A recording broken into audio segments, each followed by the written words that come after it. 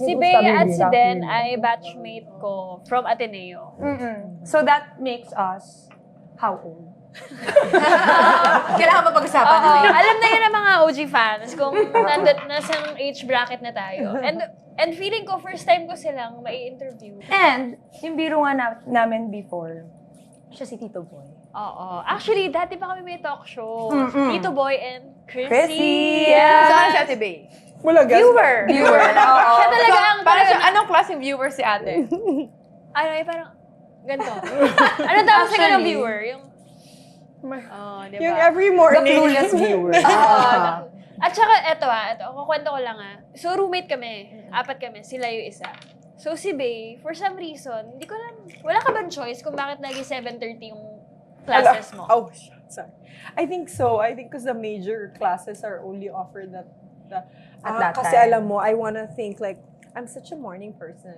Okay. I'm gonna be done this morning. So, lagi 7:30 yung class niya. Maaga yun for us, before coach tayo, dahil ang training namin ay 5 to 8 lang ng hapon. So, kami, nag-start ang class namin mga 9, 10. So, mag-a-alarm siya.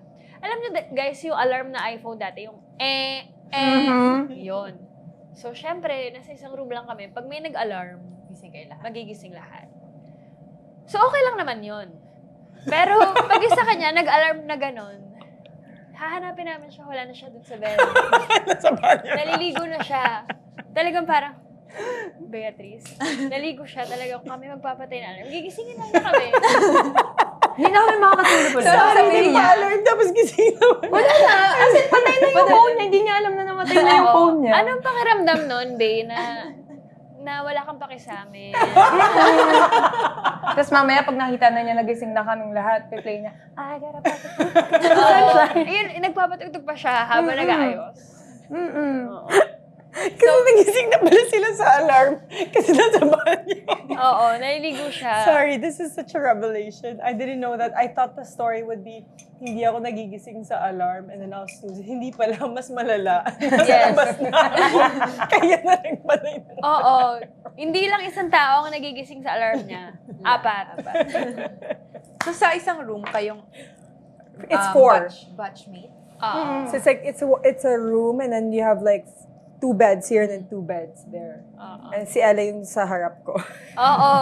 Kami yung magkaharap na. So siya yung magpapatay ng alarm. Oo. Or siya yung Ako lagi pinakamalapit. yung alay na parang okay, babangon lang ako para patayin. So, malaking factor ba na naging close kayo kasi magkaka-roommate? And also because we're batchmates. Oo. Pero malaking factor din na roommates Roommates tayo. kami. Oo. So, sino naging first close mo ate? Kasi sila, matagal na sila magka-close. Kaya ikaw, sino naging unang mo close mo? Meron Lahat sila. Yeah. Hindi ko parang equally close. Kasi, Oo. Actually, off the record. parang close talaga si Dan, si Eliza, Ella are very, very close. Dan is closer to them. Dan is closer to the door. Alaysa is closest. I have similar depth of relationship to each of them. But it's always different. Yeah. Parang iba yung needs ng isa't isa. Yes, So, different sige. yung friendship. Sige, si Ella, anong klaseng friend siya? Kailan mo siya kailangan? Oh my God. Birthday ko na kailangan mo siya. Maganda ang sasabihin natin. Si Ella, I always laugh at her jokes in the morning. Parang tawang-tawa ako kay Ella in the morning. Oo, lang. pag hapon, wala na. Wala na. Pag hapon, pagod ka na eh. Pag sa morning, parang you have such a high kasi ba't gising tayo? Yun So, yung morning naalala ko, person Coach ka Dan. nga. Tapos kahit anong sabihin ni Ella, like super funny. Kahit wala nang tumatawang iba, parang, ba't hindi sila tumatawa? Tapos si Ella can observe everything and can follow it. I was like, paano yung nagagawa yun? Tsaka tumatatak talaga siya. Yeah, as in, and then parang siyang, alam mo yung parang tarot card reader na parang hindi mo alam ginagawa mo yun. Tapos alam niya ginagawa mo. And then you just realize, shucks, ginagawa ko yun. Tsaka sobrang perfect yung psychology major. Yes. Siguro hindi ito alam ng mga bagong fans. Or baka may ibang tao pa rin na hindi nakakaalam na before nag-med ka. Di ba? Yeah. Nung time na, kailan yung time na nag-med ka? Right after college. 2015, 2016? Okay. So, nung nag-med ka, nasa isip mo na ba na hindi ka na maglalaro? Oo. As in, nung nag-start ako, parang yun na talaga yung future ko. Para na volleyball. Kasi naman nung time na yun, parang wala rin naman talaga mga club teams eh. It was, as in, usually mga Army, Air Force, and then yung mga college teams, yun naman yung naglalaro most of the Yes. time, eh, di ba? That's why si Gretchen nag-media. Yeah. Mm-mm. We all took different paths. Sila Phil nag-masters, si Z, Si Z nag-law. si Gemster. Si Gemster nag-corporate, si A, sa ibang bansa. Ah. Sorry, I touched So, your... Iba-iba talaga kami ng ng path na. oo. Ready na kami talagang mag-goodbye sa volleyball after college. Ikaw nung graduate ka, may volleyball na. Possible pa lang. Si Bol. Akala ko kasi ako, di pala pero possible pa lang yung volleyball. Pero hindi pa rin naman siya ganun hindi namin din alam kung nalalaki siya ng ganun. What year did you graduate? 2017.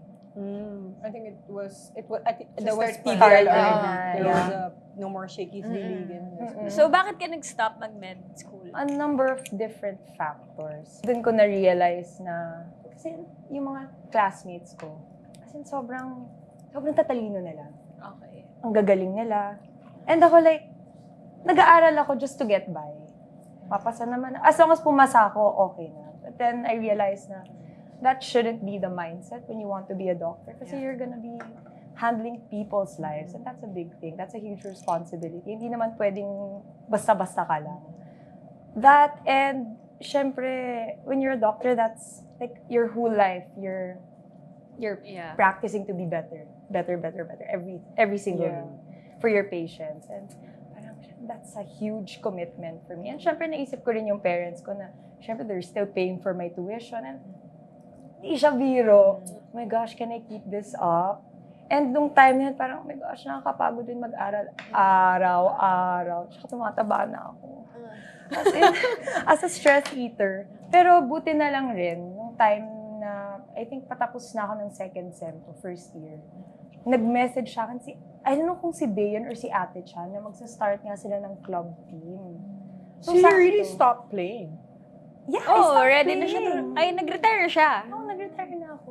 As in, after SEA Games. So, club team pa ako, PLDT.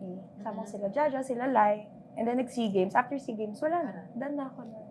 Okay. Dapat. Hindi ka nahihirapan mag-let go? Hindi, kasi may palarong med. Okay. May ano pa. May Sumali ka palaro doon? pa. Of Sumali, course. okay. Oh, as a spiker. Spiker, Yes. And then, yun nga, minessage ako ni Ate Cha na they were planning to make a club team. Tapos sakto, okay. Like, I think, let's see where this will lead. Yeah. Grabe! Nabitin na naman tayo sa kwento ngayon! Kung gusto mo pa ng dagdag kwento, huwag mag-alala. Pag may time, kita tayo ulit sa susunod na episode. Grab a spot. Relax lang. At makitambay sa kwentuhan namin. Walang pressure. Chill lang. Follow us on YouTube, Spotify, at Apple Podcasts para mapakinggan ang buong episodes ng Ang Podcast ng Mga May Time.